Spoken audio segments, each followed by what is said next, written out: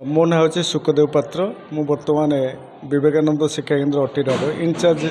Headmaster हिसाब से कार्य कर गोटे गुरुत्वपूर्ण दिवस थिला पिला मानकर स्कूल तरफ आज आमर 24तम वार्षिकोत्सव पालन करते पिलाने कार्यक्रम आमर मुख्य अतिथि रूपे आसी डॉक्टर सुरेश चंद्र नंद महोदय एवं मुख्य वक्ता हिसाब से आसते आम अंचल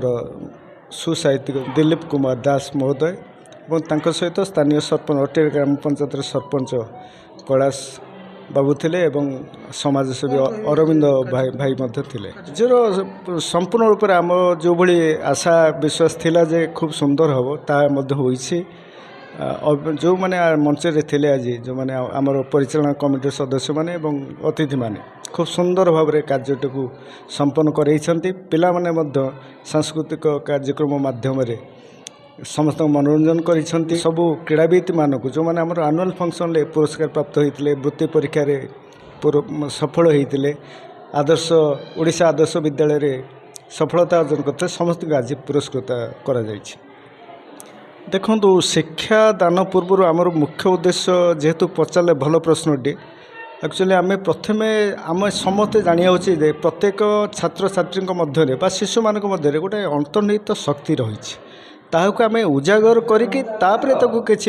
नुआ नुआ तथ्य प्रदान करवा यहाँ आमर प्रकृत उद्देश्य जोटा कि साधारणतः स्कूल मानक हुए ना आम प्रथमे तार कौन से माने कैलिबरिटी अच्छी जे कि पारिब कौ क्षेत्र में आम तार उपर बेसी गुरुत्व दो।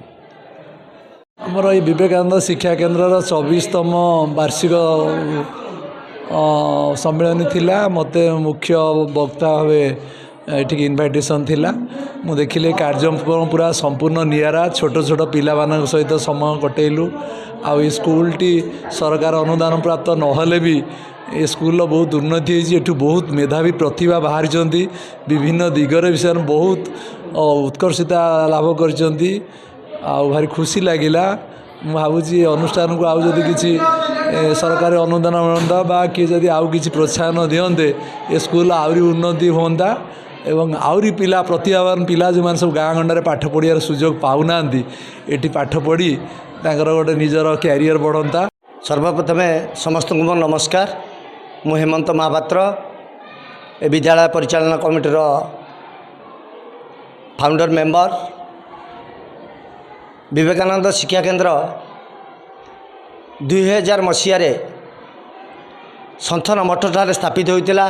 आम सन्थन मठर किसी भड़ा गृह को नहीं प्रथमे बहुत बाधा प्रतिबंधक सत्वे आम ए अनुष्ठान को आज 24 वर्ष जो पूर्ति पालन कराउछि आगामी वर्ष 25 वर्ष पूर्ति पालन करा जीवो ये विद्यालय